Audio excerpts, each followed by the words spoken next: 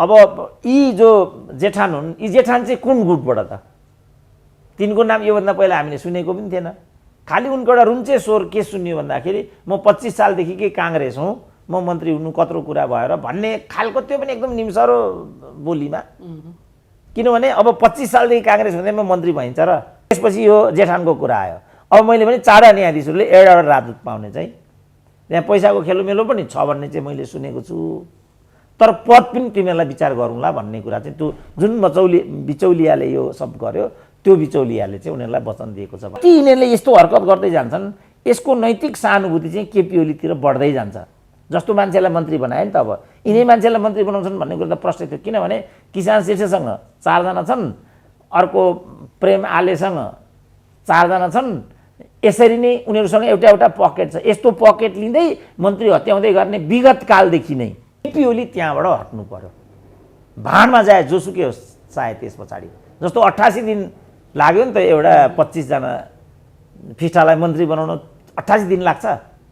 किन लाग्यो त त्यो भनेपछि उनीहरूसँग चाहिँ केपी ओली हटाउने मार्गचित्र चाहिँ थियो, त्यसपछि के भन्ने मार्गचित्र त थिएन नि त। शिवरात्रिको बाबा जस्तो नाङ्गै रत्न पार्कमा उभिने हो भने हामीले लजाउनु परेन? यहाँ त लाज पनि मेरो विचारमा लजाइसक्यो, तर यिनीहरू लजाउँदैनन्। मणिले नि भनिसक्यो नि, मैले पैसा बुझाउन सकिनँ भएन भनिसक्यो त उसले नै। पेटमणि थपङ्ग फर्केर ओली भएको ठाउँमा आयो भने तपाईँ अचम्म नमान्नु होला। अनि के भन्नु त त्यहाँ मेरो जे पनि हुँदो रहेछ होइन, भइराखेको छ त। प्रधान न्यायाधीश पनि राजीनामा दिने जात हो, जागिरे पनि पदबाट राजीनामा दिन्छ कहिले? राजीनामा त राजनीतिले पो दिन्छ त। किन त्यहाँ जवाफदेहिता हुन्छ? महाभियोग लगाउँ भने महागठबन्धन छ अगाडि, त्यो चान्स छैन। कर्मचारीले पनि कहिले जवाफदेहिता लिन्छ र भने उसले त कि अख्तियार लाग्छ, हतकडी लाग्छ, उसलाई जेलमा जान्छ, कि पान्तला माथिबाट हाम फाल्छ। पार्टी विभाजन होइन, विद्रोह हो भन्छन्। त्यस्तो पनि विद्रोह हुन्छ? पदका लागि पार्टी फुटाउनु विद्रोह हुन्छ? जहाँसम्म सो अध्ययनको कुरा हो, केपी ओलीको जतिको सो अध्ययन नेपालका कुनै पनि नेताको रहेनछ। त्यो पुष्टि भइसकेको छ। भाषाको हिसाबबाट भने पनि, दर्शनको हिसाबबाट भने पनि, धर्मको हिसाबबाट भने पनि, हरेक हिसाबले। अनि के हैसियतले केपी ओलीमाथि त्यो आक्रमण भइरहेछ ल भनौँ त?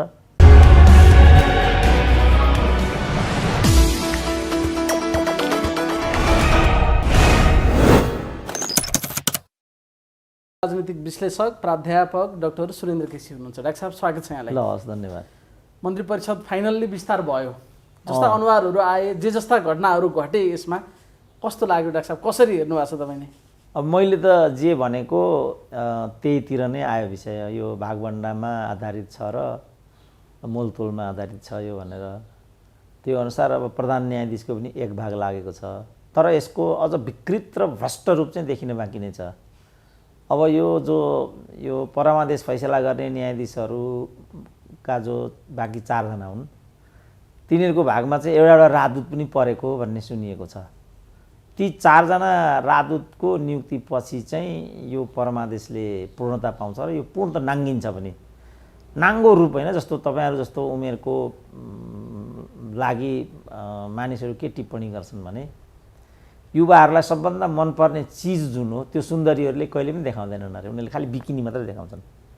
तपाईँलाई त बिकिनीसँग केही मतलब छैन, बिकिनीभित्र के छ भन्ने हो नि त। तर सुन्दरीले त्यो गल्ती कहिले पनि गर्दैनन्। अब यहाँ बिकिनीसम्म चाहिँ देखियो।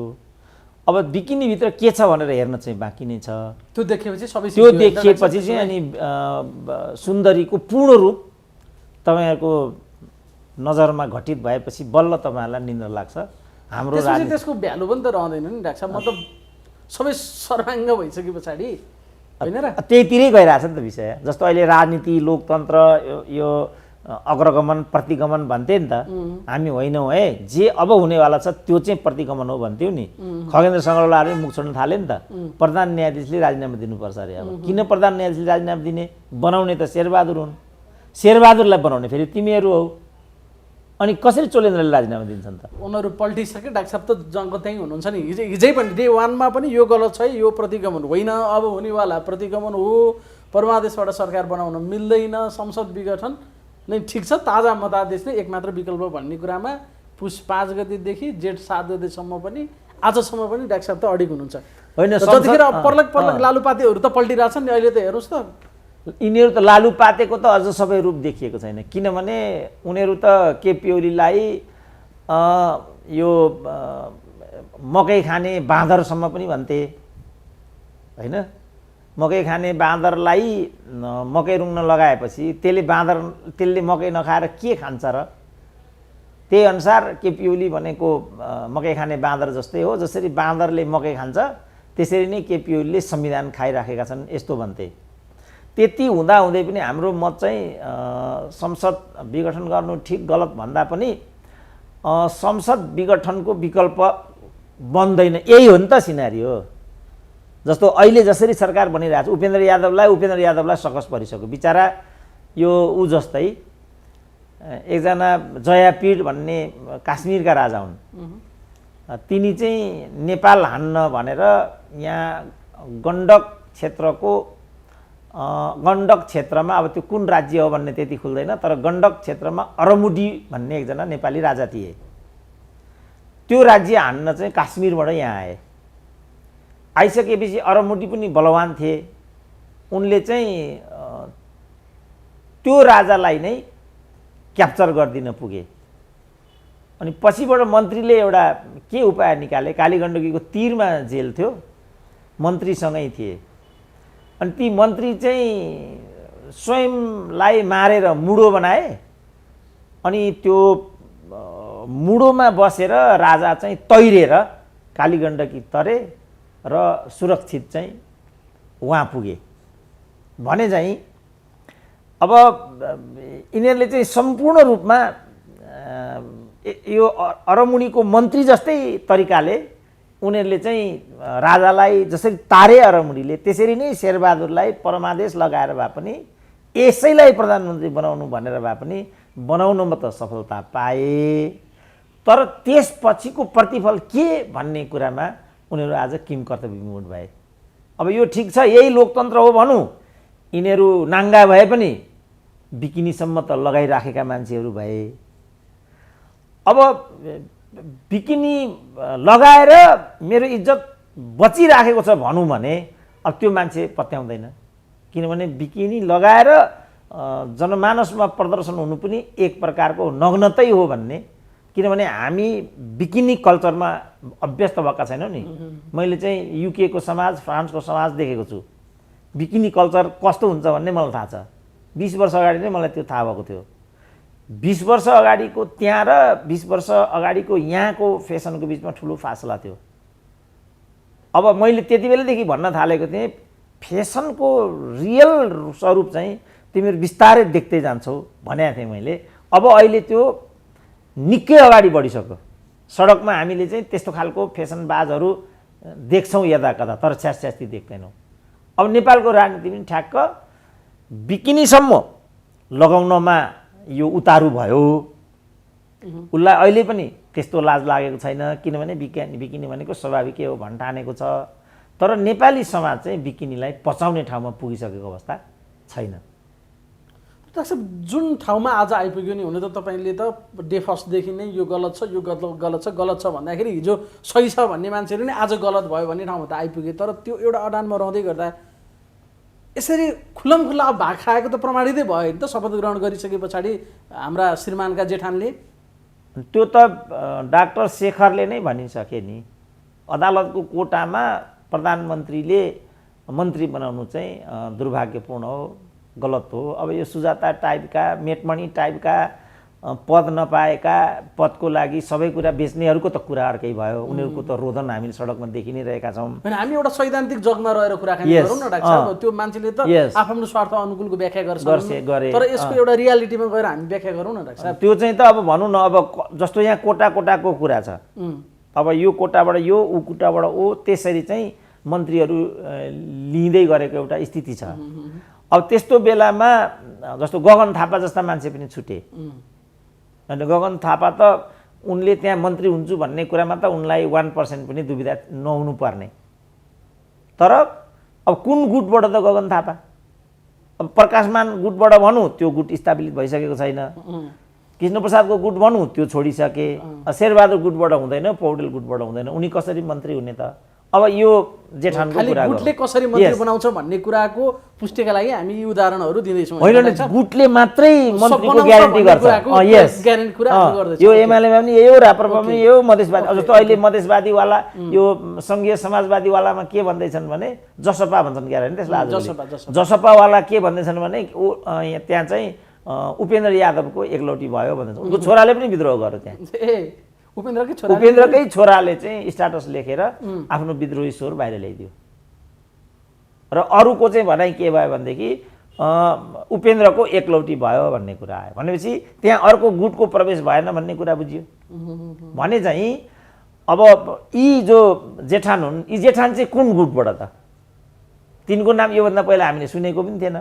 खालि उनको एउटा रुन्चे स्वर के सुन्यो भन्दाखेरि म 25 सालदेखिकै काङ्ग्रेस हुँ, म मन्त्री हुनु कत्रो कुरा भएर भन्ने खालको, त्यो पनि एकदम निम्सरो बोलीमा। किनभने अब 25 सालदेखि काङ्ग्रेस हुँदै म मन्त्री भइन्छ र? गुट बिना त कोही पनि मन्त्री हुँदैन नि त। त्यसो भने उनी कुन गुटका हुन् त? त्यसकारण उनी इन्टायरली चाहिँ चोलेन्द्र शमशेरको कोटाबाट परमादेशको पुरस्कार स्वरूप मन्त्री भएको भन्ने कुरा चाहिँ प्रष्टै छ। अब जतिकै छर्लङ्ग छ होइन, त्यो प्रष्ट छ। अब पनि मान्छेहरू केही तर्क गर्न खोज्छन्। जस्तो हिजै ज्ञानेन्द्र बहादुर कार्कीले भने उहाँ त नेपाली काङ्ग्रेसको कोटाबाट भएको, चोलेन्द्र शमशेरको होइन भन्छन्। डाक्टर साहब भन्नुहुन्छ गुट बिना हुँदैन, कुन गुट भन्ने कुरा उनको गुटै छैन।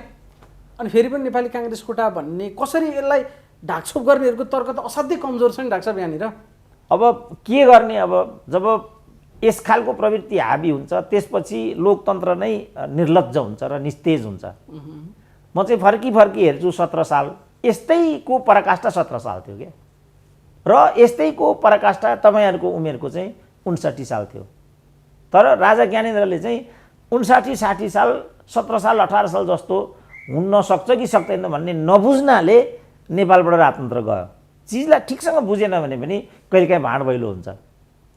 त्यसकारण अब यो त बिचारा मैले भने नि, परराष्ट्र भयो, गृह भयो, राजदूत भयो, को हुँदैछ भन्ने कुरा प्रधानमन्त्रीलाई पनि थाहा हुँदैन भनेर हिजैदेखि यो हुँदैछ भन्ने कुरा काङ्ग्रेसी, सामान्य काङ्ग्रेसी, ज्ञानेन्द्र बहादुर कार्की लेभलका काङ्ग्रेसीलाई कहाँ थाहा हुन्छ? यो त आर्जुलाई मात्रै थाहा थियो, अरूलाई थाहै थिएन। अथवा शेरबहादुरलाईसम्म थाहा थियो। शेरबहादुरलाई पनि गाह्रो छ।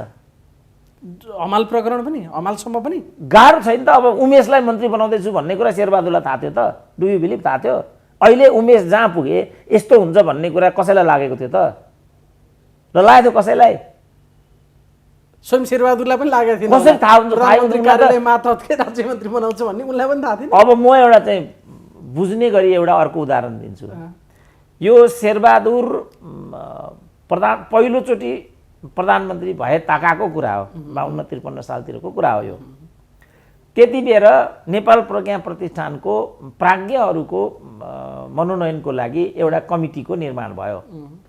त्यो कमिटीमा बस्ने मान्छेले नै मलाई भनेको, जो अहिले दिवंगत भइसके, तिनले नै मलाई भनेको कमिटी गठन गरे। कमिटी गठन गरिसकेपछि प्रधानमन्त्रीले चिया खान त्यो कमिटीलाई एक दिन बालुवाटार बोलाए र हिँड्ने बेलामा एउटा सूची त्यो कमिटी निर्माण गर्नेको चेयरम्यानको गोजीमा हालिदिए, ल यो अनुसारले प्राज्ञहरूको छनौट गर्नुहोला भनेर प्रधानमन्त्री भित्र छिरे। त्यो कमिटीले त्यो गोजीमा जसको नाम थियो त्यो पढेर सुनाए, यति मात्रै हो। अब ती मान्छेलाई थाहा छ को प्राज्ञ हुँदैछ भन्ने कुरा? मेरो कुरा बुझ्यो नि? बुझ्यो डाक्टर साहब। यस्तो हुन्छ नेपाल। अब क्याबिनेटको कुरा पनि यही हो। जस्तो निलाम्बर राजदूत हुँदैछन् भन्ने कुरा, रघुवीर महासेठ परराष्ट्र मन्त्री हुँदैछन् भन्ने कुरा ओलीलाई थाहा थियो र? सुनेको पनि थिएन ओलीले यो कुरा। उताबाट आयो भारतले, ओलीले त प्रदीप नेपाललाई परराष्ट्र त्यहाँको राजदूत बनाउन, ठिक, किन यिनीहरूको राजदूत भनेको त यिनका ज्वाइँका, यिनका बिरामी नेताहरूको उपचार गर्ने तलो हो। त्यो राजदूतावास भनेको त कहाँ राजदूतावास हो र? त्यो त यिनका सुताहरू, बिरामीहरू, यिनका ज्वाइँहरू। शैलजालाई डिप्रेसनमा गएको 1 वर्षपछि गिरिजाले त्यहाँको राजदूत बनाएर पठाएका थिए, तर उनी ओछ्यानैबाट उठ्न सकिनन्, जानै पाइनन्। त्यस्ता मान्छे राजदूत हुने देश हो नि त यो। अब गिरिजाको अलिकति पनि विवेक थियो भने डिप्रेसनमा गएको मान्छेले राजदूत बन्नुको के अर्थ भन्छ? अहिले अब सग्लो मान्छे प्रचण्डलाई त डिप्रेसन भन्छ यहाँको समाजले। प्रचण्ड अर्थ केही होला मेरो विचारमा, डिप्रेसन त होइन होला। I don't believe that. तर सबैले ट्रिटमेन्ट गर्नुपर्छ प्रचण्डको भन्न थाले। त्यस्तो समाज अनि साँच्चै डिप्रेसनमा गएको मान्छेलाई कसरी राजदूत बनाइहाल्ला भन्नु त। त्यसकारण उहाँबाट स्लिप आउँछ फलानालाई राजदूत बनाउनु पर्ने भन्ने बासिनेले सदर गरिदिन्छन्। त अहिले यी जेठानको कसरी थाहा हुन्छ शेरबहादुरलाई? मेरो एकजना मान्छे पनि विचार गरिदिनुपर्छ प्रधानमन्त्रीज्यू मात्रै भनेको थियो चोलेन्द्र शमशेरले। तर यस्तो किसिमको विचार गरिदिनुहोस् र यसरी बनाउने मान्छे चाहिँ बिचौलिया मार्फत त्यहाँ पुग्छ र बिचौलियालाई मात्रै थाहा हुन्छ कि त्यहाँ को जाँदैछ को हुँदैछ भने। किन अब रकम कलमको कुरा हो कि नातेदारीको कुरा हो कि बेविचारको कुरा हो कि फरेन फ्याक्ट्रीको कुरा हो कि 4 भन्दा 5 कारणले त नेपालमा कसैको पनि नियुक्ति हुँदैन। जस्तो रघुवीर महासेठकै कुरा गर्दाखेरि एक चरण रघुवीर महासेठ थिए, अर्को चरण उनकी श्रीमती थिए। अब वर्षमान पुनकै कुरा गर्दाखेरि जब उनी थिए उनी भए, उनी हारे, उनकी श्रीमती चाहिँ स्पिकर भइन्। यहाँको चलन त यस्तो छ। अब जहाँ आउनुपर्ने मान्छे जस्तो अहिले नै पनि लक्ष्मण घिमिरे नेपाली काङ्ग्रेसका त एकजना भरपर्दा नेता हुन्, विचार पनि दिन सक्छन्। तल महासमिति महाधिवेशन प्रतिनिधि नै हारे, प्रतिनिधि तलै रोकिए भने उनी हुन्छ नि त। किनभने शेरबहादुरले नचाहिकन त्यहाँ कोही निर्वाचित भएर आउँदैन, बा पौडेलले चाहनु पर्यो। किनभने उनी त फेरि काङ्ग्रेसभित्रकै नराम्रो कुराको नि विरोध गरिदिन्छ। परमादेशबाट सरकार बन्ने कुराको सम्भवतः सबैभन्दा पहिला काङ्ग्रेसबाट विरोध गर्ने उनी एक्लै थिए, पछि अरू पनि थपिए, अरू पनि अब हार्दै होलान्। किन कोही पनि टाउकै उठाउन पाउँदैन उनीहरूले, कुनैले पनि उनीहरू त्यहाँ टाउको उठाउनु। नेपाली काङ्ग्रेसले गल्ती गर्यो, यसरी परमादेशबाट प्रधानमन्त्री बन्न हुँदैन, नजिर नराम्रो बन्यो भनेर सार्वजनिक रूपमा विरोध गरे, त्यसको पुरस्कार अहिले दियो नेपाली काङ्ग्रेसले, होइन त। अब अहिले यो जेठानको पनि कुरा गरिराखेका छन्। अब जेठानलाई त्यसरी ल्याउनु कुन लोकतन्त्रको अनुकूल हुन्छ त? अब जसको सदस्यता पनि छैन प्रतिनिधि सभामा, जो समानुपातिक पनि होइन, यस्तो प्रवृत्तिलाई 52, 55, 53 सालतिर यो एमाले भन्ने यस्तै गर्थ्यो। त्यो गर्ने यिनै माधव नेपाल हुन्। र त्यति बेला सूर्यबहादुरले के व्यङ्ग्य हानेका थिए भने मन्त्री परिषद भनेको कुनै एउटा प्रोजेक्ट होइन। प्रोजेक्ट कस्तो हुन्छ भाइले थाहा छ? भन्नु न डाक्टर साहब। एउटा सीमित अवधि, एउटा सीमित अवधिको लागि उद्देश्य प्राप्तिको लागि मात्र प्रोजेक्ट हुन्छ। अब 6 महिनाको लागि जानी क्याबिनेटमा मन्त्री बनाउने भन्ने भन्दा ठुलो प्रतिगमन केपी ओलीले त खालि मध्यावधि नै गरेको, त्यो त संविधानको प्रतिकूल हो, त्यो कुरा मैले माने। तर प्रधानमन्त्रीले मध्यावधि गर्न पाउने कुरा त धेरै हदसम्म डेमोक्रेटिक हुन्छ। किन? डेमोक्रेसीमा प्रधानमन्त्रीले गरेको कर्म कुकर्मको परीक्षण गर्ने भनेको जनतै हो। केपी ओलीलाई अर्को प्रकारले लास्टको दण्ड दिए पनि मलाई केही भन्नु छैन। किन? उनले 2टा गल्ती त्यहाँ गरेका छन्, मैले भनेकै छु। एउटा उनले संविधानको उल्लङ्घन गरेका छन्, अर्को उनले अदालतको अवज्ञा गरेका छन्। मानहानीमा हालिदिनु नि, कहिले राजनीति गर्न नपाउने गराइदिनु नि, हामीलाई केही पनि भन्नु थिएन। तर केपी ओली प्रतिगामी चाहिँ थिएनन्। प्रतिगमन भनेको के हो त्यो चाहिँ अब तिमीले देख्छौ भनेको थिएँ मैले। त्यसमा एउटा महत्त्वपूर्ण प्रतिगमन यो हो, उमेशलाई बनाउनु सुरु भयो। त्यहाँ अध्यादेश 40लाई 20मा ल्याउनु र 20लाई फेरि 40मा लैजानु, पुरानो भन्दा नि खतरनाक प्रतिगमन हो यो। अब त्यसपछि यो जेठानको कुरा आयो। अब मैले भने चाडा न्यायाधीशहरूले एउटा राजदूत पाउने चाहिँ त्यहाँ पैसाको खेलोमेलो पनि छ भन्ने चाहिँ मैले सुनेको छु।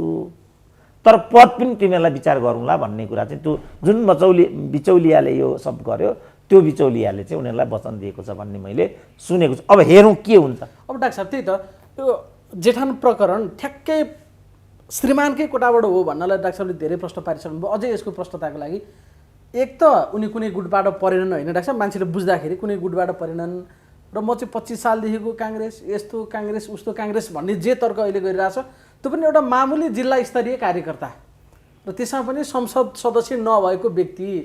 यति धेरै आकाङ्क्षीहरू थिए नि त नेपाली काङ्ग्रेसभित्रै पनि मन्त्री, ती सबै मान्छेलाई पन्छाएर ल्याउनु पर्ने आधार अरू कुनै जस्टिफाई गर्न सक्ने छ डाक्टर साहब कि कसरी बुझ्ने? यसलाई अझै डाक्टर साहबले प्रश्न पारिदिनु होइन। मैले हेर्दाखेरि त अब 4टा कारणबाट मात्रै नेपालमा पद पाइन्छ, होइन? नाता, पैसा, बेविचार, फरेन फ्याक्टर। यो 4वटा भन्दा 5वटा कारणले कसरी पनि पाउँदैन। त्यसमा यिनी जेठान परे भन्ने बित्तिकै कुरा सिद्धिहाल्यो, होइन? नाता 1 नम्बर नै आकर्षित भयो। अब जहाँसम्म यो प्रकरणको कुरा छ, पुरानो काङ्ग्रेस पनि त्यस कारणले काङ्ग्रेस कोटाबाट बनायो भनेर सामान्य यसो तर्क दिनेहरूको लागि हुन्छ, त्यो कमजोर तर्क छ, आफैमा त्यस्तो गहिराई धरातल यो तर्कको छैन, तिनीहरूलाई चाहिँ कसरी यो होइन भनेर हामी कसरी भन्न सक्छौँ? होइन, त्यो अब यो भने नि गगनै थापाले पाएनन्, गगन थापाले नपाउनु पर्ने त एउटा पनि कारण छैन नि। किन पनि एउटा पनि कारण छैन भने केपी ओलीलाई सबभन्दा बढी हाउसमा ताउरमाउर गर्ने त यिनै थिए नि त। त्यसपछि गगन थापामा एउटा सम्भावना पनि मान्छेले देखेका छन्। काठमाडौँका निर्वाचित युवा नेता पनि हुन्। कुनै पनि हिसाबले गगन थापा नपर्नुपर्ने त केही पनि कारण छैन। तर जुन किसिमको तौर तरिका र पद्धति पार्टीहरूले अपनाएका छन् कुनै पनि हिसाबले उनी त्यहाँ पर्दैनन्। जस्तो यो कुरा चाहिँ एमालेमा पनि छ, यो कुरा चाहिँ माओवादीमा पनि। जस्तो माओवादीले अहिले चाहिँ लखेट्दै नारायण काजीलाई पल्लै छेउ पुर्याइदिए नि त प्रचण्डले। किनभने त्यहाँबाट पनि एउटा पर्ने भई सनातन जस्तै थियो। तर नारायण काजीले चाहिँ के गरेका थियो भने कि आफू कि गिरिराजमणि, कि आफू कि गिरिराजमणि यो गर्थे। अब अहिले प्रचण्डले क्रमभङ्ग गरेर उता अमिक शेरचनलाई प्रदेश प्रमुख बनाइदिए, यता शशि श्रेष्ठलाई मन्त्री बनाइदिए। अब क्रुद्ध भएका छन् नि त नारायण काजी। क्रुद्ध हुनुपर्ने त कुनै पनि कारण छैन। किन आफैमा शशि श्रेष्ठ अनुपयुक्त पनि छैनन्। अर्को कुरा या नारायण या गिरिराजमणि मात्रै बनाउनु पर्छ भन्ने कुरा पनि आफैमा प्रजातान्त्रिक छैन। तर नेपालका राजनीतिक दलहरूको अभ्यास के छ भने त्यो गुट एउटा संरचनाले चाहिँ त्यहाँ एउटा पद्धति जस्तो निर्माण गरिसकेको छ। जस्तो अहिले चाहिँ सुजाताको कुरा आयो। वास्तवमा सुजातालाई बनाउनु पर्ने स्थिति थियो नि त्यहाँ। किनभने योग्यता भएको कारणले होइन, जे त्यसपछि हरकत गरिन् सुजाताले त्यो त पौडेल समूहको लागि पनि अपेक्षित थियो नि त। त्यस कारणले त्यहाँ बनाउनु पर्ने थियो हैन त्यस्तो थियो नि त। त्यस कारणले यसरी चाहिँ गुटगत एउटा जुन संरचना हो त्यसले चाहिँ त्यहाँ वैधता पाइसकेको स्थिति छ। त्यो वैध होइन तर वैधता पाइसकेको स्थिति छ। त्यो बेलामा पनि कसरी यी जेठान त्यहाँ भयो होला भन्ने कुरा त स्वतः आकर्षित प्रश्न हो। त्यस्तो बेलामा के भनियो त भने यो तरिकाले चाहिँ चोलेन्द्र शमशेरले गर्दैछन् र सेटिङमा यो परमादेश भएको छ। निश्चित छ चोलेन्द्रको कोटाबाट एकजना हुन्छन् र यिनै व्यक्ति हुन्छन् भनेको छ उनले। यी जेठान हुन्। हिजो पनि किन केपी ओलीलाई घात गरे त चोलेन्द्रले भन्दा यो मानेका थिएनन् केपी ओलीले भन्ने छ। उनले चाहिँ त्यति बेर दुईटाको कुरा गरेको थियो भने एउटा सम्धिलाई अमेरिकाको राजदूत, जेठानलाई नेपालको मन्त्री। अब केपी ओलीले बिचारा संवैधानिक परिषदमा साना फुचे न्यायाधीशहरू हुन्छ नि पुनरावेदन यस्तोमा खात्रा खुत्रुक चाहिँ जस्तो यो जुन न्याय परिषद छ त्यो न्याय परिषदमा त्यस्तै एकजना संदिग्ध मान्छेलाई चाहिँ मेरा पनि मित्र थिए दिवंगत भइसके बिचारा यिनीहरू ल्याउँदाखेरि म छाँगड खसेको थिएँ कसरी ल्यायो होला यिनलाई भनेर। अब भरे त चोलेन्द्रको कोटामा रहेछ। न्याय परिषदमा आफ्नो कोटाको मान्छे लैजाने अनि न्याय परिषदले नै न्यायाधीशको चाहिँ छनौट गर्ने हुन्छ। त्यहाँ मार्फत कुटु भाग खाने चाहिँ चोलेन्द्र शमशेरको नीति रहेछ। यी सबै कुराको परिप्रेक्ष्यमा मान्छेले जे आकलन गरेका हुन् ठ्याक्कै त्यो कुरा यहाँ भइराखेको छ। यसलाई बढाई चढाई थप घट किन्तु परन्तु त्यसको कुनै पनि काम छैन। अब हामी के स्पष्ट भयौँ भने श्रीमानको कोटाबाट जेठान हमाल चाहिँ मन्त्री बनेको हो भन्ने कुरामा अब हामी क्लियर भयौँ। त्यसमा कुनै दुई मत त्यसमा डिबेटै गर्नु पर्दैन। त्यसो भए अब यसको लहरो त परमादेशसम्म जानु पर्ला नि। 28 गतिको फैसला जे आयो यस्तै गर्नको लागि पहिल्यै सेटिङ भएर फैसला आएको रहेछ भन्न सक्ने भयो। त्यसो भए होइन हामीलाई त केही भ्रमै छैन। मैले भनिहालेँ परमादेश अप्राकृतिक छ, अस्वाभाविक छ, संवैधानिक मर्मधर्मको विपरीत छ। त्यस कारणले पनि केपी ओलीको कदम चाहिँ प्रतिगामी होइन कि यो चाहिँ केपी ओलीको चाहिँ स्वेच्छाचारी मात्रै हो। केपी ओलीको यो चाहिँ प्रतिगामी हो र यसले प्रतिगमनतिर विषयलाई लैजान्छ। त्यति मात्रै हुँदैन। यसले प्रकारान्तरले गएर भन्नुपऱ्यो केपी ओलीको पुनरावृत्ति हुन्छ र यो हिसाबले यिनीहरूले केपी ओलीको मतियारी गरेको अहिले उनीहरूले हामीलाई भनिरहेको छ नि त्यो काम। योबाट चाहिँ केपी ओली जति यिनीहरूले यस्तो हरकत गर्दै जान्छन् यसको नैतिक सहानुभूति चाहिँ केपी ओलीतिर बढ्दै जान्छ। जस्तो मान्छेलाई मन्त्री बनायो नि त अब यिनै मान्छेलाई मन्त्री बनाउँछन् भन्ने कुरा त प्रश्न थियो। किनभने किसान शीर्षसँग 4 जना छन्, अर्को प्रेम आलेसँग 4 जना छन्। यसरी नै उनीहरूसँग एउटा पकेट छ। यस्तो पकेट लिँदै मन्त्री हत्याउँदै गर्ने विगत कालदेखि नै विजय गच्छेदारको पनि यही हो, कमल थापाको पनि यही हो, शरदसिंह भण्डारीहरूको पनि यही हो। त यही प्रवृत्तिको पुनरावृत्ति नहोस् भनेर हामीले वामपन्थीलाई 2/3 दिएको र यही पुनरावृत्ति होला भनेर हामीले बरु मध्यावधिमा जाउँ। मध्यावधिबाट ताजा जनादेश आएर जनताले त यो सब हेरिरहेको हुन्छ नि त। जनताले त्यो अनुसार प्रतिनिधि पठाउँछ। यिनीहरूले भनेअनुसारको प्रतिनिधि आउँछ भन्ने कुरा त के पनि ग्यारेन्टी छैन। पठाउँछ भने त्यो जनताको चाहना हो, हामीले भनेर हुँदैन। बारी बोक्छन् हिँड्छन्। के भन्ने त अब हामीले? त्यसो परमादेश पनि सेटिङमै भएको थियो, यस्तै भागभण्डा गर्ने मिलेर खाने भन्ने कुराले प्रधान न्यायाधीश या न्यायालय समेतको प्रचण्ड देउवा माधव नेपाल यी सबैको गठजोडबाट त्यो फैसला आएको रहेछ त्यसपछि। होइन, त्यो त एकदम लेमेन कमेन्ट हो। मुख्य कुरा चाहिँ के भने केपी ओली त्यहाँबाट हट्नु पर्यो, भाँडमा जाए जोसुकै होस् चाहे। त्यस पछाडि जस्तो 88 दिन लाग्यो नि त एउटा 25 जना फिस्टालाई मन्त्री बनाउन 88 दिन लाग्छ, किन लाग्यो त त्यो भनेपछि उनीहरूसँग चाहिँ केपी ओली हटाउने मार्गचित्र चाहिँ थियो, त्यसपछि के भन्ने मार्गचित्र त थिएन नि त। त्यो मार्गचित्र अन्तर्गत एक सूत्र केपी ओली त्यहाँ रहनुहुँदैन। भाँडमा जाए एमाले, माधव कुमार नेपालले आफ्नै पार्टीलाई त्यो तपाईँ गर्न सक्नुहुन्छ? त्यो मान्छेले गर्न सक्छ त्यस्तो? आफ्नै पार्टीलाई चाहिँ हानेर कुनै अर्कोसँग गएर गठबन्धन गर्ने अनि आफ्नै पार्टीलाई तहस नहस पार्ने, त्यो राजनीतिक प्राणीको त कुरै छोडिदिउँ, माधव नेपालको हाइटको नेताको त कुरै छोडिदिउँ, आम मान्छेले पनि गर्न सक्दैन। मान्छेले गर्न यो सकिन्छ त? म भनौँ मेरो के लिनु दिन्छ र एमालेसँग? म प्रतिरोध जस्तो गरिराखेको छु नि, मैले एमालेको प्रतिरक्षा गरे हो र मैले केपी ओलीको किन गर्नु पर्यो भने भोलि केपी ओलीले कसैलाई केही बनाउनु पर्यो भने उनलाई त्यही गोकुल बाँसकोटा, त्यही भानुभक्त ढकाल, त्यही कृष्ण गोपाल श्रेष्ठ चाहिन्छ। किन भन्दा एक रति पनि उनमा त केही, जस्तो मैले अस्ति पनि मैले भने नि, मैले गएर भेटेर आएको छु, मैले कुराकानी गरेको छु, उनको प्रवृत्तिमा त केही बदलाव छैन नि। त्यो केपी ओलीलाई मैले प्रतिरक्षा गर्नुपर्ने त्यस्तो के कारण छ र? तर मैले यो कज कुनै यही चिज भोलि जस्तो भनौँ अब मेटमणिहरूले चाहिँ कुनै पनि बेला चाहिँ माधव कुमार नेपालको पार्टी फुटायो भने त्यो अनौठो हुँदैन नि। उनले खुल्लम खुल्ला भनेको छ मैले चाहिँ माधव नेपाललाई पैसा बुझाउन सकिनँ, म मन्त्री भइनँ भनिरहेछ। न मेरो वरियता त्यहाँ नमिलेको, न मेरो योग्यता नपुगेको, न मभन्दा सिनियर मान्छे आएका हुन्, न मभन्दा क्षमतावान मान्छे आएका हुन्, त मभन्दा गाँठ धेरै भएका मान्छे आएका हुन् भनेपछि त प्रश्न त्यही भनेका छन्। उनले त प्रश्न भने यो त मैले भने होइन, अब मैले मेटमणिलाई प्रतिरोध गरे हो र हिजो मेटमणिको प्रवृत्तिलाई मैले दुर्सान गर्नुपर्छ भनेको थिएँ। अब मेटमणिले यो भनिरहेको छन्, आइएम कोटिङ मेटमणि, तर मैले यो कुरा त हिजै भनिरहेँ। हेर यो भाइसँग मैले भने यसले पूर्णता पाएपछि हेर्नु अनि यिनीहरूको रूप देखिन्छ भनेर, किनभने यिनीहरूले योभन्दा अर्को मान्छे बनाउनै सक्दैनन्। रामकुमारी प्रचण्डको सिफारिसमा हो, नबनाइ हुँदैन। झलनाथ, माधव नेपाल यिनीहरू त हिजैदेखि, वामदेव समेत पनि हिजैदेखि प्रचण्डको सिफारिसमा काम गर्ने नेताहरू हुन्। यो पार्टीको अध्यक्ष हुने, ऊ पार्टीको सेवा गर्ने।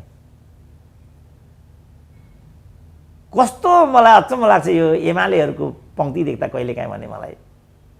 यस्तो पनि राजनीतिक दलको मैले हुन त्यही बेला भनेको थिएँ, लोकतान्त्रिक संस्कार नभएको पार्टी हेर्नुपर्छ भने नेपाली काङ्ग्रेसलाई हेर, स्वाभिमान नभएका कार्यकर्ताहरूको पार्टी हेर्नुपर्छ भने एमालेलाई हेर भनेर लेखेको थिएँ क्या मैले त्यति बेला। धेरै भाइकै उमेरमा होला मैले यो लेखेको। अब भनौँ न अहिले यो यसमा पनि काङ्ग्रेसीजनहरू चाहिँ डिबेट गर्छन् कि यो जुन जेठान ल्याएका छन् यो त परिपक्व काङ्ग्रेसले, ए बाबा त्यसो भने गगन थापा चाहिँ कुन चाहिँ अपरिपक्व काङ्ग्रेस हो त? त्यस्ता हजारौँ काङ्ग्रेसहरू त्यहाँ होलान्, उनीहरूलाई उमेश श्रेष्ठ नै चाहिने, उनीहरूलाई जेठान नै चाहिने, उनीहरूलाई सम्धि नै चाहिने, कस्तो लोकतन्त्र हो त यो? त्यसलाई पनि लोकतान्त्रिक पार्टी हो र हामी पनि लोकतान्त्रिक हौँ भन्दै काङ्ग्रेस जनहरूले हिँड्नु भनेको आफैमा लज्जास्पद खेदजनक होइन? तर गगन थापाले कबुल गरिसके, म महासचिवमा हारेँ भने पनि राजनीतिबाट म पन्छिन्न भने त हार स्वीकार गरे उनले। किनभने यो गगन थापाको यो शैली चाहिँ अवसरवाद हो भनेर कृष्ण सिटौलाले भनिसके। मैले चाहिँ के भनेको भने यो तरिकाबाट मन्त्री बनाउने फलानु गर्ने नगर न, प्रतिभाको हत्या हुन्छ। अब हेर त गगन थापा जस्तो एउटा सम्भावना भएको मान्छे, सबैले चाहिँ एउटा प्रधानमन्त्रीको उम्मेदवारको रूपमा हेरिराखेको मान्छेलाई हेर त यिनीहरूले कसरी धक्का दिए। त्यसकारण मैले भनेको क्रमशः विकास गर्ने नियम रामकुमारीको हकमा पनि यही भने, योगेश भट्टराईको हकमा पनि यही भने, नवीना लामाको हकमा पनि जति पनि युवा नेताहरू छन्, जस्तो अहिले भनौँ न यो माओवादीभित्रको न्युपाने कहाँ गयो त तिनी? के भयो त तिनको? किताब लेख्दैछन् डाक्टर साहब, नयाँ नयाँ मार्क्सवादका किताब, एउटा लेखक जन्माइरहेछ नि माओवादी। अनि त्यो हामी के गर्नु त त्यसो भने? उनी किताब लेख्ने भने हामी के गर्नु? हामी पढ्ने लेख्ने नै नेता, सबै कुरा नेतै गर्ने भने हामी के गर्ने त्यसो? मैले भने लेखेर पढेर त प्रोफेसरको बाटो पो त। नेताले त नेतृत्वको एउटा वरियता, नेतृत्वको एउटा विरासत यो निर्माण गर्ने हो नि नेताले त। डाक्टर साहब यो सबैलाई ताजुब लागेको विषय चाहिँ पहिले आयो नि त समाचार, भाग खोज्दैछन्, नामै कोड गरेर आएको थियो नि त, फलानु मान्छेलाई मन्त्री बनाउँदैछन्, यो मन्त्रालय बनाउँदैछन्, यो मागिरहेछन्। प्रश्न आउँदाखेरि पनि मैले होइन भने एउटा खण्डन निकाल्यो, त्यो पनि व्यक्तिगत रूपमा निकालेन, सर्वोच्च अदालत सिङ्गो संस्थाले त्यसको ओनरसिप लिएर निकालेको छ। अनि ठ्याक्कै त्यही मान्छे मन्त्री बनिरहेछ। यो हदसम्मको हेपा हो कि अब के जेसुकै हामी सुपेरियर सम्झेको कि के त राख्छौँ यो पाटोमा? नि अगाडि नै आउँदाखेरि पनि जबरजस्ती निकालिदियो, त्यो चाहिँ के कुन होइन? यो त एकम लज्जा त्याज्यम सर्वत्र विजयी भवेतम। मान्छेको इज्जत चाहिँ 4 अमलले ढाकेको हुन्छ, अनि त्यो 4 अमल हातमा लिएर शिवरात्रिको बाबा जस्तो नाङ्गै रत्न पार्कमा उभिने हो भने हामीले लजाउनु परेन? यहाँ त लाज पनि मेरो विचारमा लजाइसक्यो, तर यिनीहरू लजाउँदैनन्। एकम लज्जा त्याज्यम का लोकतन्त्रको बारेमा मैले भने नि, लोकतन्त्र भनेको चाहिँ नैतिकता र सदाचारमा चल्ने प्रणाली हो। इथिक्स र मोरल लोकतन्त्रको ब्याकबोन हो। अब त तर त्यो त चाहिँ ऐच्छिक कुरा हुन्छ। केलाई नैतिकता भन्ने, केलाई अनैतिकता भन्ने? यहाँ मान्छेले चाहिँ छोरी पनि बलात्कार गरिरहेको हुन्छ, उल्टो ठुलो कुरा गरेर हिँड्छ। सबैभन्दा ठुलो भ्रष्ट जेलबाट निस्किँदाखेरि 10,000 मान्छेले 80 किलोको माला लगाएर नारा जुलुस गर्दै सिंहदरबार पुर्याउँछन्। हाम्रो त मूल्य नै यही भइसक्यो नि बाबु। लज्जास्पद मानिसहरूले सृजना गरेको परिपाटी नै नेपाली समाजको मानक भइसक्यो।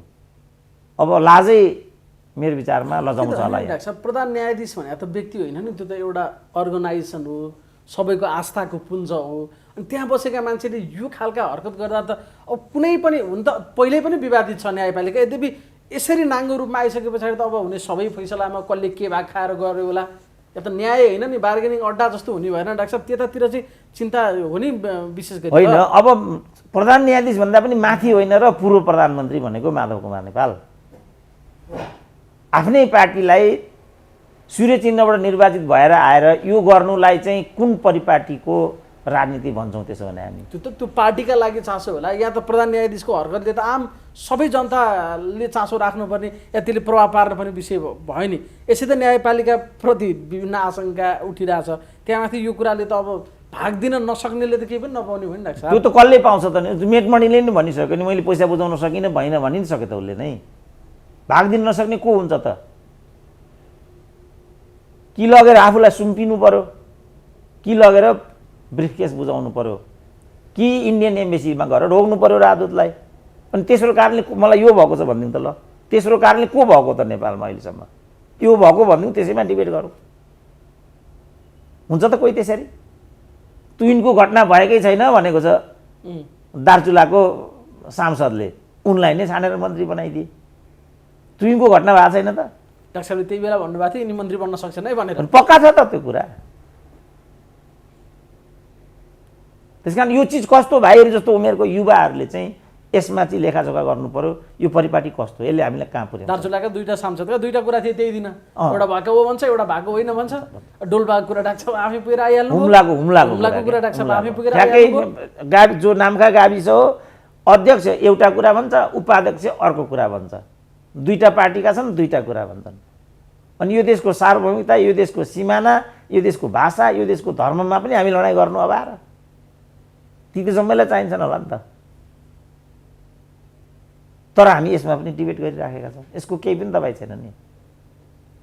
कतिपय कुरामा हामी विवादित हुनुहुन्न, कतिपय कुरामा जस्तो अन्तर्राष्ट्रिय सम्बन्ध, देशको सार्वभौमिकता, सामाजिक सद्भाव, यी कतिपय कुरा अन्तर्गत पर्छन्। यो कुरामा हामीले चाहिँ यही कतिपयको थ्योरी अन्तर्गत बजेटको समय निर्दिष्ट गरियो, 25 जनाको क्याबिनेट निर्दिष्ट गरियो, 40% निर्दिष्ट गरियो, मध्यावधि गर्न नपाइने निर्दिष्ट गरियो, संविधानमै निर्दिष्ट गरियो। यी चाहिँ कतिपय हुन्, यो चाहिँ संविधानमै निर्दिष्ट गरिरहनु नपर्ने विषय, किन हामी महँगो संरचना धान्न सक्दैनौँ। अब अहिले संहिताको चाहिँ साह्रै माया गर्छन् यिनीहरू। के कारणले संहिता अलोकप्रिय भएको छ भन्ने कुरा त्यो माया भन्दा पनि गतिलो होइन?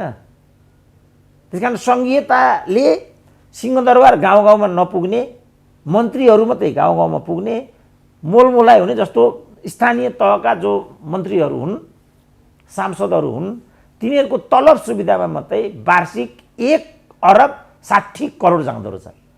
1,60,60,00,000 त चोखो तलब मात्रै त्यो तलब भत्ता मात्रै त्यो भ्रष्टाचार त्यसमा इन्क्लुड छ त्यहाँ छोडिदिनु भ्रष्टाचार कुरै नगरौँ न 1,60,00,000,000 तलब भत्तामा मात्रै जानु फजुल खर्च भएन यो यही चिजलाई अस्पतालमा यही चिजलाई स्कुलमा यही चिजलाई युनिभर्सिटीमा रूपान्तरण गरिदिन पाए अनि हामी कहाँबाट कहाँ पुग्थ्यौँ त अब अहिले मन्त्री मात्रै नेपाल मैले भनिरहेको छु नेपालको राजनीति भनेको मिनिस्टर प्रोडक्सन इन्डस्ट्री हो it's like a factory producing the ministers अनि मिनिस्टरसँगै सालनालमा सहायकहरू आउने भए सहरी साधनहरू आउने भए प्रादेशिक योजना आयोग आउने भयो मलाई एउटा प्रदेशको योजना आयोगको उपाध्यक्ष भेट्न आयो यत्रो भारी लिएर आयो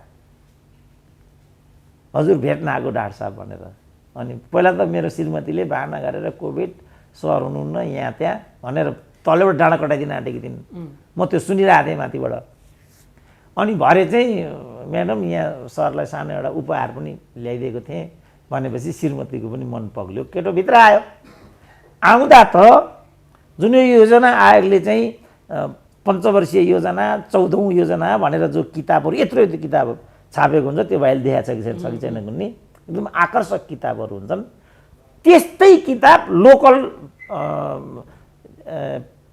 योजना आयोगले पनि छाप्दो रहेछ त्यस्तै अनि मैले यसो सम्झेँ भनेपछि त्यो त अब अघि कमिसन इत्यादिको हामीले कुरा गऱ्यौँ प्रत्येक डिसिजनमा चाहिँ कमिसन हुन्छ फेरि त्यो मलाई एउटा यो निर्वाचन आयोगको एउटा अनुभव मलाई आयो गत वर्ष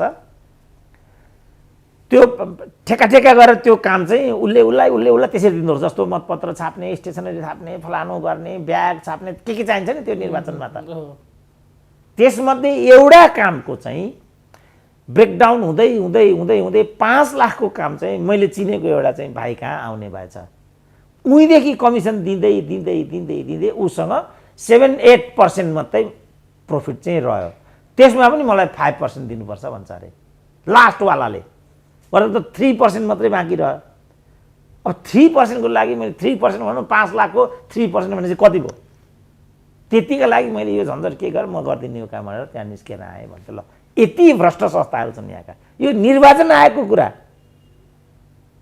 अब अरू आयोगमा कस्तो हुँदो त्यो कल्पना पनि गर्न सकिँदैन जस्तो व्हाइट बडीमा मात्रै 4,35 करोडको त लेखा समितिले चाहिँ घोटालाको अङ्क नै तोकेको छ एउटै व्हाइट बडी काण्डमा अब 33 केजी सुनको कुरा छोडिदिउँ अझ त्यहाँ त 10 क्विन्टल आएको छ 33 क्विन्टल आएको 38 क्विन्टल आयो भन्छन् यो 10 वर्षमा त्यसमा त्यो गोरे बाहेक अरू जम्मै चाहिँ निर्दोष भनेर सिद्ध भइसक्यो सम्पूर्ण संरचना प्रहरी यिनीहरू जम्मै निर्दोष त्यही एउटा गोरे गरिबलाई मात्रै बिचरा यिनीहरूले सिंगल ल्याएको रहेछ हैन गजीमा हालेर ल्याए जस्तो पनि त त्यो उसलाई मात्रै उनीहरूले यो मात्रै हो भनेर जन्म कैद दिदियो उसलाई त यो परिपाटी छ र यी अभ्यासहरू छन् यसले गर्दा लोकतन्त्र बदनाम भएको छ संघीयता बदनाम भएको छ यो हो नि त कारण त त्यही त डाक्टर साहब प्रधान न्यायाधीश छाका अघि भाग लिने भाग खाने जति आलोचना गरे पनि जसले प्रश्न गरे पनि यस्ता कुराले नछुने भनेपछि अब मान्छेले अर्को एउटा तबका छ नि जसले हिजो चाहिँ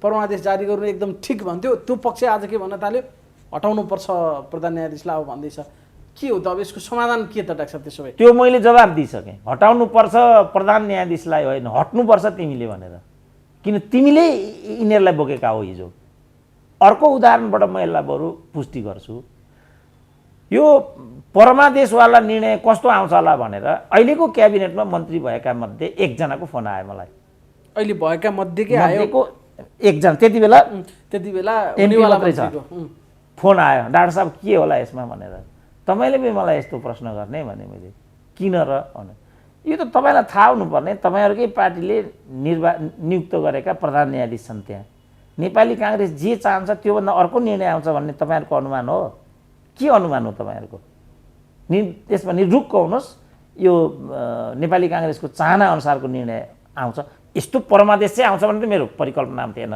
काङ्ग्रेसले जे भन्छ त्यही हुन्छ काङ्ग्रेसको जे चाहना हो त्यो हुन्छ भन्ने कुरामा चाहिँ म ढुक्क थिएँ ठ्याक्कै फोन राख्यो त्यो मान्छेले अहिले त्यो मान्छे ठ्याक्कै मिनिस्टर भएको छ ठ्याक्कै हिजै ठ्याक्कै त यो त प्रश्नै थियो त यो जसले देखेन यो काङ्ग्रेस म केपीदेखि मलाई कहिलेकाहीँ सहानुभूति जागेर आउँछ के हिम्मतले उनले फेरि यो मध्यावधि ठोकेका थिए उनका भक्तहरू के भन्थे भने कन्फर्म छ बुढाले त्यसै यो सेटिङ बिना यो निर्णय गरेको छैन कन्फर्म छ भन्थे खै त सेटिङ Yes. सेटिङ त्योभन्दा डेन्जर Yes. सेटिङ यता भइसकेको खोइ। छ डाक्टर अहिले देखिँदैछ नि त खै त सेटिङ त सेटिङै रहेछ नि अब दुईटा मागेको थियो उसले नदिएपछि दिने मान्छे अर्को आइलाग्यो अब मलाई पनि हो कि जस्तो लाग्यो किनभने त्यति मूर्ख त कुन जस्तो हिजो भने पनि कुन चाहिँ एउटा कार्यक्रममा केपी ओलीको मैले त्यो सुने पनि पछिल्लोचोटि उनले के भने भने मैले चलाउने ढङ्ग पुर्याइने होला तर कुनै पनि निर्वाचित सरकारले 5 वर्ष पुरा गर्न पाउनुपर्छ भन्ने मेरो तर्क हो भने त त्यो तर्क गर्दै तपाईँहरूले घात गर्नुभएको छ म प्रधानमन्त्री भएकोमा तपाईँहरूलाई यस्तो लाग्यो भने ठिकै छ तर तपाईँहरूको यो हरकत गलत छ भनेर पछि हटिदिएका भए त यो स्थिति नै आउने थिएन नि त जुन काम चाहिँ कृष्णप्रसाद भट्टराईले गरे कृष्णप्रसादले पनि त गिरिजालाई लास्टमा म एउटा फ्रान्सको मेरो राजकीय भ्रमण निर्दिष्ट छ गिरिजा बाबु म त्यो गरेर फर्केर आउँछु अनि छोडिदिन्छु भन्दा हुँदैन भने गिरिजाले त्यसो भने ल भइगयो त भनेर उनले तुरुक्क रुँदै राजीनामा दिएर यस्तो संवेदनशील स्टेटमेन्ट उनले त्यहाँ पढेर सुनाए म छोड्दैछु गिरिजा बाबु तर यसले तपाईँलाई पनि खान्छ है भोलि नभन्दै त्यही पीरले गिरिजाले अन्तत मर्नु पर्यो अब अहिले छोरी चाहिँ भुटभुटिँदैछन् किनभने यिनीहरूको लक्ष्य भनेको त पद हो पद नपाउनु बित्तिकै गिरिजा प्रधानमन्त्री फुस्किने बित्तिकै त मरि नै हाल्यो नि उनीहरू पद भएन भने त जिउँदो पनि रहन सक्दैनन् अब त्यही कुरा सुजातालाई भयो भने तपाईँ अचम्म नमान्नु होला त्यही कुरा शैलजालाई भयो यति लखेटे गिरिजाले डिप्रेसनमा गइनु नि त्यही डिप्रेसन हालतमा उनको मृत्यु भयो यिनीहरू त यस्ता हुन् नि यस्तो गर्नु भएन राजनीतिलाई आदर्शसँग जोड्नु पर्यो राजनीतिलाई पदसँग जोड्नु भएन अब मेटमणिको मार्का परेन जस्तो भाषामा मेटमणिहरू रामकुमारीहरू अरू बोल्थे एउटा नेतालाई ओली जस्तो सुकै होस् न त्यो भाषामा गाली गर्नु भोलि आफ्नो कार्यकर्ताले आफूलाई कसरी गर्दो हो त किनभने उनीहरूको जस्तो भनौँ अहिले अघि मैले भने मेटमणि थपङ्ग फर्केर ओली भए ठाउँमा आयो भने तपाईँ अचम्म नमान्नु होला अनि के भन्नु त त्यहाँ मेट जे पनि हुँदो रहेछ होइन भइराखेको छ त बिहानै भनिसक्यो हिजै पुगेछन् रुँदै ल मेटमणि ल अनि अब यी भन्दा माथिल्ला कोटिका हुन् नि यी 10 जना त ल यी 10 जना कसरी फर्केर गएला त त्यहाँ म मन्त्री नबनेकोमा मेरा मतदाता रोए मेरो पनि मन भावुक भएको छ पैसा थिएन गडबडी गर्न जानिन पो भन्दैछन् त मिडियाबाट अहिले मेटमणि धमाधम त भनेपछि भोलि फर्केर मैले गल्ती गरेछु पार्टी फुटाउनु मेरो यस्तो भने अचम्म हुन्छ त के त्यो त 54 सालतिर यिनै रामकुमारी झाँक्रीहरू सबैभन्दा धेरै अहिले केपी ओलीलाई गाली गरे भन्दा चर्को त माधव नेपाललाई गर्थ्यो नि त्यतिखेर डाक्टर साहब अब कामदेवतिर लाएर त भनेपछि त राष्ट्रघातीमा कुनै यहाँ ऊ भन्ने त अहिले होला त रेकर्ड खोज्यो भने अनि त यो शैली ठिक होइन भन्ने मात्रै हाम्रो कुरा हो रामकुमारी झाँक्री राम्रो प्रतिभा हुन् त्यो भोलिसम्म त्यो प्रतिभालाई राष्ट्रले चाहिँ प्रयोग गर्न पाउनुपर्छ यही कुरा शङ्करको हो यही कुरा गगन थापाको हो यही कुरा अरू युवा नेताहरू त उनीहरूले के त्यसरी हेरेका छन् त नेतृत्वलाई युवाहरूलाई त्यसरी उनीहरूले पालित पोषित गर्नुपर्छ भन्ने संस्कार छोडेका छन् त राजनीतिमा हाम्रो लडाइँ त यहाँ हो नि उनीहरूले हामी यो पदको जस्ता तिनीहरू त्यस्तै हामीहरू भनेर उनीहरूले बुझेका छन् त्यो विषय नै होइन अहिले यसो हेर्दा कि गाली कि गाँठ होइन डाक्टर साहब मन्त्री यसो भएका मान्छेहरू हेर्दा खास गरी नेकपा यसबाट त्यही पनि एउटा गाली छुटिहाल्यो कोटा कम भएर होला होइन यस्तो छ हुने मध्येमा डाक्टर साहबले त मसँग भन्नुभएको थियो त्यही स्मरण पनि गरौँ त्यही पार्टी दर्ता गरेको दिन हामीले कुराकानी गरेका थियौँ अब पुराना यी बेदुराम सेदुराम हुने होइन तपाईँ हामी त छँदैछौँ कमरेड भन्ने यही प्रेम आली कार्बन डाइअक्साइड र किसान श्रेष्ठहरूले नै हो मन्त्री खाने भनेर डाक्टर साहबले भन्नुभएको थियो 3 महिना अगाडि होला कति भयो पार्टी फुटाएको ठ्याक्कै त्यस्तै हिजो त्यो रिजल्ट आउँदा म त्यो स्मरण गरिरहेको थिएँ यिनीहरूको चाहिँ यस्तो छ किनभने 5-7 सदस्यहरू यिनीहरूसँग छन् मैले अघि पनि भने गोजीमा हालेर गोजीमा 5-7 यिनीहरूसँग छन् यिनीहरूलाई नदिने बित्तिकै त्यो 5-7 फर्केर ओली भए ठाउँमा आइपुगिहाल्छ यिनीहरूलाई लाज लाग्दैन एको लज्जावाला हुन् यिनीहरूलाई घिन पनि लाग्दैन केही पनि लाग्दैन किनभने शिक्षा पनि त अनौठो रहेछ नि त प्रेम आलेको त जम्मै एसएलसी रहेछ नि त बिचरा अब कसरी चलाउने होला त पर्यटन मन्त्रालय त पढेर अनि भाषण बोली चिप्ले अगाडि अनि लेखेर ल्याएछन् त भनेपछि एउटा मान्छे जागिर पाउने भनिरहेको छ भाषण लेख्ने अब ल हेर त अब मुख्य कुरा के हुन्छ त नेवानीको के हुन्छ कसरी डिल गर्छन् त यिनले चाहिँ अन्तर्राष्ट्रिय लेभलमा यो त टुरिज्म भनेको त इन्टरनेसनल एउटा सेक्टरसँग रिलेटेड मन्त्रालय हो हिजै थर्काइसके त प्लेनलाई घाममा सुकाएर राख्ने होइन उडाउनु पर्यो पैसा कमाउनु पर्यो भन्दै थिए कसरी उडाउने त त्यो शेर्पा इन्जिनियर जस्तो बुद्ध एयर उडा जस्तो उडाइदिने कि कसरी उडाउने त त्यस्तो हुन्छ नि जबरजस्ती उडायो भने त त्यसरी उडाउने कि एउटा विधिबाट उडाउने कसरी उडाउने हो त्यस कारणले यो मनोगत कुरा होइन निजी कुरा होइन उनीहरूको मात्रै कुरा होइन हाम्रो भाग्य र भविष्य जोडिएको कुरा हो नेवानी भनेको उनीहरूको मात्रै हो त्यसरी उनीहरूले सोच्नाले आज नेवानीहरू पञ्चायतको अन्तिममा त त्योसँग त 28वटा जहाज थिए। आज त्यो जिरोमा आयो कि आएन? भएका थोत्रा जहाज पनि ग्राउन्डेड भयो कि भएनन्? त्यसको क्षतिपूर्ति कसले गर्छ त? त्यसो भने त्यसको उत्तर दिनुपर्छ यिनीहरूले। रोएर हुन्छ? घाममा सुकाओस् कि पहाडमा सुकाओस् नि, सुकाएर हुन्छ? संवेदनशीलता आजको महत्त्वपूर्ण प्रश्न। त्यही त डाक्टर माधव नेपाललाई राम्रो नराम्रो जेसुकै सही जीवनभर साथ दिएर हिँडेका मान्छेहरू त अहिले पनि परेनन् नि त। हिजो केपी ओली क्याबिनेटमा झन्डा हल्लाउने प्रेमाले अहिलेको मन्त्री, हिजो कति विश्वासिलो भने सांसद अपहरणै गर्न गएको किशन श्रेष्ठ, यताको पनि त्योभन्दा विश्वासिलो अहिले मेटमणी नै सही। माधव नेपालसँग एउटा लामो समयदेखि लागेका त थिए नि, जे जसरी भए पनि उनीहरू त रुन पऱ्यो नि त डाक्टर। आज हाँस्ने त प्रेमाले र किशन श्रेष्ठहरू नै भए। यो चिजलाई चाहिँ के भने होइन, त्यही त मैले भनिहालेँ। त्यहाँ हुनको लागि चाहिँ जस्तो विजय गच्छेदार लामो अवधिसम्म होल्ड गरेर बसे नि, किन 16-17जना थारूहरू उनीसँग हुन्थे, त्यही फोर्सले र उनी त्यो कुरा गर्थे। अनि शेरबहादुरहरू लाचार हुन्थे, होइन भने म अन्त भन्थे। अब अन्त भन्ने बित्तिकै फेरि शेरबहादुरलाई त प्रधानमन्त्री नभइकन भएन। यो चोटि हेर्नु न, पहिलोचोटि मलाई लाग्छ नेपालको इतिहासमा प्रधानमन्त्री मन्त्रालय विहीन छ। पहिलोचोटि फर द फर्स्ट टाइम। प्रधानमन्त्रीसँग कुन मन्त्रालय छ अहिले भनौँ त? प्रधानमन्त्री सिंहै। यस्तो कहिले पनि हुँदैन। मनमोहन जस्तो लाचार प्रधानमन्त्रीलाई पनि दरबार फाँट्दिएका थिए माधव कुमार नेपालले। अन्यथा रक्षा यस्तो जहिले प्रधानमन्त्रीसँग हुन्थ्यो।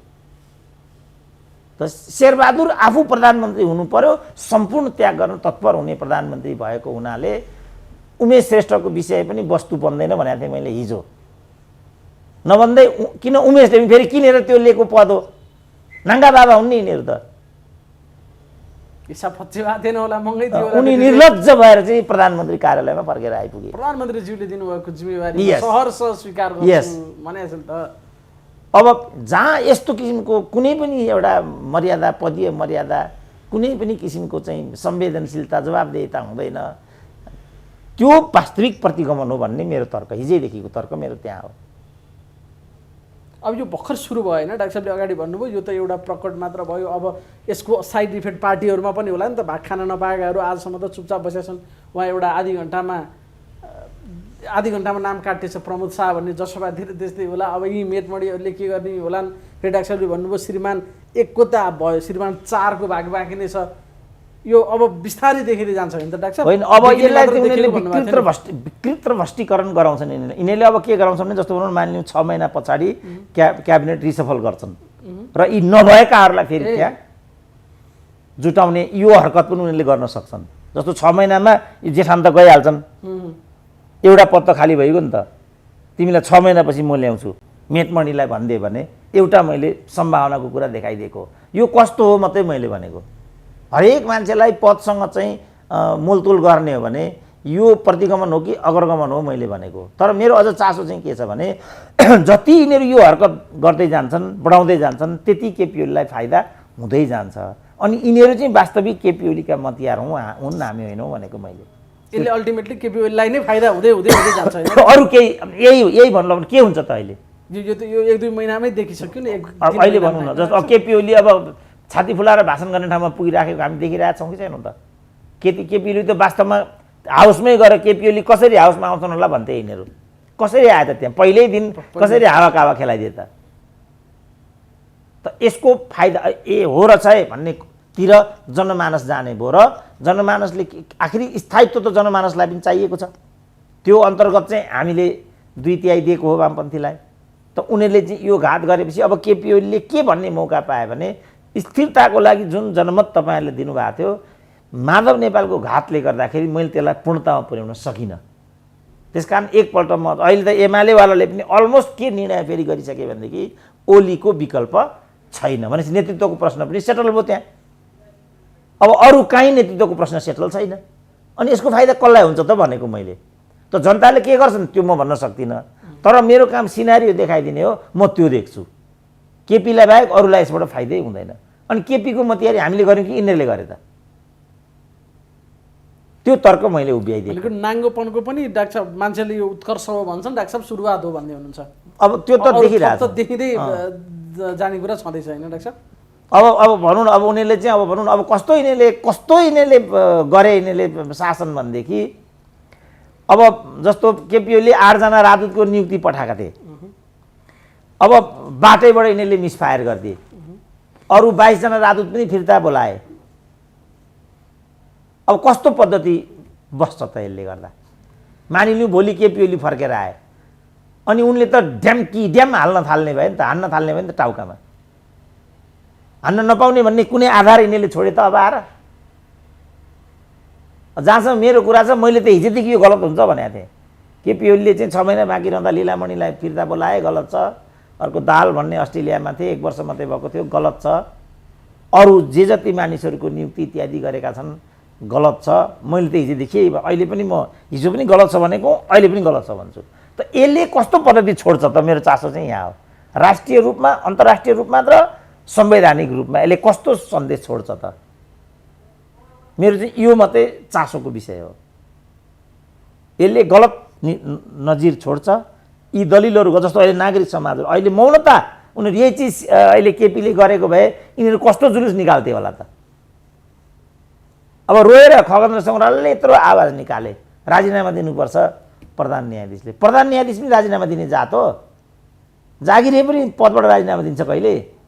राजीनामा त राजनीतिले पो दिन्छ त, किन त्यहाँ जवाफदेहिता हुन्छ? महाभियोग लगाउँ भने महागठबन्धन छ अगाडि, त्यो चान्स छैन। कर्मचारीले पनि कहिले जवाफदेहिता लिन्छ र भने उसले त कि अख्तियार लाग्छ, हतकडी लाग्छ, उसलाई जेलमा जान्छ, कि 5 तला माथिबाट हाम फाल्छ। योभन्दा अरू त गर्दैन नि उसले। राजनीतिले त्यो गर्दैन। सभ्य मुलुकमा चाहिँ राजनीतिले नि गर्छ, जस्तो दक्षिण कोरिया भयो, जापान भयो। ती मुलुकमा कसैलाई यो आरोप लाग्यो भने उजिउँदो बस्दैन, भरे नै आत्महत्या गरिहाल्छ। अब यहाँ त निर्लज्जहरूको राज छ। उनीहरू भ्रष्टाचारलाई शानको रूपमा लिन्छन्, पदलाई उनीहरू वैयक्तिक र मानको रूपमा लिन्छन्, पदको लागि उनीहरू पार्टी फुटाउँछन्, त्यसैमा उनीहरू गौरव गर्छन् र समाजलाई मिसलिड गर्छन्। हाम्रो यो पार्टी विभाजन होइन, विद्रोह हो भन्छन्। त्यस्तो पनि विद्रोह हुन्छ? पदका लागि पार्टी फुटाउनु विद्रोह हुन्छ? हिजो पो कहजका लागि पार्टी फुटाउने कुरा भएर विद्रोह भन्ने शब्दहरू कोइन गरे दलहरूले। अन्त विद्रोह भन्ने शब्दकै बेइज्जत गरिसक्यो। यस्तो भएन। त्यस कारणले जुन यो अभ्यास नेपालको राजनीतिले अवलम्बन गर्यो, यो खेदजनक छ। युवाहरूले यसलाई समयमा बुझ्न नसक्नु, त्यो अनुसार यसलाई प्रतिकार नगर्नु, यो उनीहरूका लागि पनि आत्मघाती हुन्छ। अब जस्तो गगन थापाकै हामीले कुरा गऱ्यौँ नि। अब गगन थापाले जसरी गुटबन्दीमा, जस्तो यो विश्व शर्माको पनि, विश्व शर्मा होइन नाम के हो, विश्वप्रकाश शर्माको कुरा पनि त्यही मान्छे अहिले चिन्ता व्यक्त गरिरहेछन्। जस्तो किसिमको निर्णय यिनले गरे, फेरि यिनले झापामा चाहिँ आफ्नो स्थिति बिगारे भन्ने कुरा भयो कि हिजै गुटबन्दी, गुटगत हरकत नगर्नु पर्थ्यो, गरिसकेपछि अलिक समयसम्म कायम रहनु पर्दैन? त्यसपछि कृष्ण सिटौडाले भने गगन थापाको भूमिका अवसरवादी भयो। अब कहाँ जाने त गगन थापाले? एउटा सम्भावनाको हत्या भएन, मृत्यु भएन? हामीले यहाँ मात्रै उभ्याउन खोजेको क्या स्वयंलाई।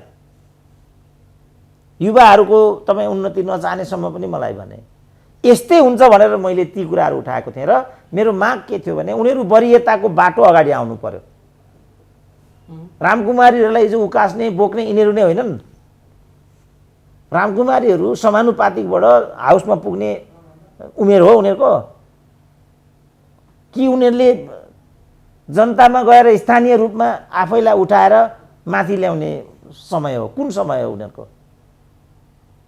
त्यसपछि उनीहरू आजको रूपमा आइपुगे। उनको अहिले पनि तपाईँ अभिव्यक्ति हेर्नुहोस्, एक शब्द पनि राजनीतिक हुँदैन। यो केपी ओली भन्ने चाउसस्की हो, नपढेको, लठुवा हो, फलान हो। उनलाई थाहा छैन केपी ओली पढ्ने उमेरमा 14 वर्ष जेल बसेको थियो भनेर? थाहा छैन? कहिले पढ्नु त? उनी जस्तो विद्यार्थी नेताबाट केपी ओली त्यहाँ पुगेको हो? त्यही हो कुरो। कहिले पढ्नु त केपी ओली? पनि बनाएको थिएन त्यो बेलामा, उहाँ त टिकटकमा बढी व्यस्त हुनुहुन्छ। कहिले पढ्नु? जहाँसम्म सो अध्ययनको कुरा हो, केपी ओलीको जतिको सो अध्ययन नेपालका कुनै पनि नेताको रहेनछ। त्यो पुष्टि भइसकेको छ। भाषाको हिसाबबाट भने पनि, दर्शनको हिसाबबाट भने पनि, धर्मको हिसाबबाट भने पनि, हरेक हिसाबले। अनि के हैसियतले केपी ओलीमाथि त्यो आक्रमण भइरहेछ ल भनौँ त? किन त भन्दा उनीहरूले को मान्छेलाई को ठाउँमा पुर्याउने भन्ने एउटा वरियता र हैसियत निर्माणको एउटा परिपाटीको सट्टा जे मन लाग्यो त्यो, जे आफ्नो भयो त्यो, जसरी मन लाग्यो तसरी जसरी मन लाग्यो तसरी गर्न। जस्तो अहिले भनौँ न, अब त्यही यो यसको निर्माणकै कुरा गरौँ न। यसको निर्माण गर्दाखेरि झलनाथसँग जो छन्, माधव कुमार नेपालसँग जो छन्, अरूसँग जो छन्, तिनीलाई लागेर उनले चाहिँ माथिल्लो कमिटी बनाए। अब स्वभावैले झलनाथसँग एकदम सानो पङ्क्ति थियो, उनको मान्छेलाई पनि माथिल्लो ठाउँमा लैजानुपर्ने भाग लाग्यो त्यहाँ। अब तलका मान्छे एकैचोटि माथि पुगे। यसले एउटा सही संस्कार निर्माण गर्नबाट त्यो नयाँ पार्टीलाई पनि अवरोध पुर्याउँछ। मेटमणिको कुरा त्यही हो। त्यहाँभित्र चाहिँ एउटा वरियता निर्माण गरेर है साथी, यस्तो छ जस्तो विरोध खतिवडा त 4 चोटि निर्वाचित भएर आएका रहेछन् त्यहाँबाट, कहिले पनि मौका दिएनन्। त्यो मौका नदिएको त माधव कुमार नेपालले नै हो नि, किनभने एमालेको सबैभन्दा बढी नेतृत्व त माधव कुमार नेपालले नै गरेको छ नि त। किन नदिएको त हिजो मौका विरोधलाई? यहाँ कुरा गर्दाखेरि माधव नेपाल गुटको भएर ओलीले दिएन भन्छन् फेरि। अनि को मिल्यो त यहाँ कुरा? मन्त्री त कोटाबाट हुन्छ, गुटबाट हुन्छ भने डाक्टर साहबले भनिसक्नु भएको छ। फेरि केपी ओलीले हो कि माधव नेपालले हो? आजसम्म मौका नदिए विरोध एउटा डाक्टर साहब। त्यही अब त्यो गुटगत हिसाबले उनको पोजिसन क्लियर छैन, तर एमालेको लामो नेतृत्व त माधव नेपालले गरेका छन् नि। केपी ओलीको माधव नेपाल गुटमै छन् उनी सदाबहार। किन नदिएको त्यसो नि? हिजो 4 टर्म भने 30 वर्ष उनी चाहिँ त्यहाँ ढाक्रे भएर बसेका छन् हाउसभित्र। किन गल्ती माधव कुमार नेपाल यस्तै विद्यार्थीहरू यस्तैलाई यो गरेका छन् नि त उनले। त्यहाँ बौद्धिकहरूलाई पार्टीभित्र वरियता छ नि त। त्यहाँभित्र अमृत बोरा छन्, त्यहाँभित्र असलमुनि साक्य छन्, त्यहाँभित्र फलानो छ, त्यहाँभित्र मुकुन्द नेउपाने छन्, त्यहाँभित्र वरिय नेताहरू छैनन् त्यहाँ। अनि किन भएनन् त उनीहरू? मोहन चन्द्र तीमित्र छन्, सिद्धिलाल सिंहको कुरा आयो, बलराम के हो बलराम उपाध्यायको कुरा आयो, उताबाट आएका। अनि किन नबनाएको त त्यसो भने उनीहरूलाई चाहिँ? यस्तै त्यहाँभित्र पद्धति ल क्याम्पस पढाउँदै गरेका बौद्धिकहरू, जागिर खाँदै गरेका किन नाम लिउँ साथीभाइ छन् जम्मै। त्यसपछि नै आजको दिन आएको छ। अनि यो सब गरेको त जस्तो युवराजै खतिवडाको कुरा गरौँ न। युवराज खतिवडालाई पछिल्लोचोटि 3 वर्ष न केपीले बोके, अनि बाँकी रहेको 27 वर्ष किनभने केपीले जुरुक्क बोकेर ल्याएको होइन नि त। गएको 30 वर्ष एक दिन पनि युवराज खतिवडा पदभन्दा पर छैनन्। अनि त्यसमा त सबैभन्दा लामो नेतृत्व माधवले नै गरेका छ नि त। अनि ओलीले बोक्दा झापाको हुने, अनि माधव कुमार नेपालले बोक्दाखेरि चाहिँ क्रान्तिकारी हुने, यही हो परिभाषा। माधव नेपालले बोक्दा नाफाको, केपीले बोक्दा झापाको। अनि त्यही देखियो नि डाक्टर साहब। यो शैली घातक शैली हो। यो कसैले गरे पनि यही शैलीले गर्दा रापरपा सिद्धियो, यही शैलीले मधेसवादीहरू सिद्धिए, यही शैलीले अन्ततः गएर चाहिँ एमाले सिद्धियो। एमाले सिद्धाउनमा सबभन्दा ठुलो गौरव उनीहरू नै गर्छन् अहिले। यसले उनीहरू पनि सकिन्छन् भन्ने मेरो तर्क।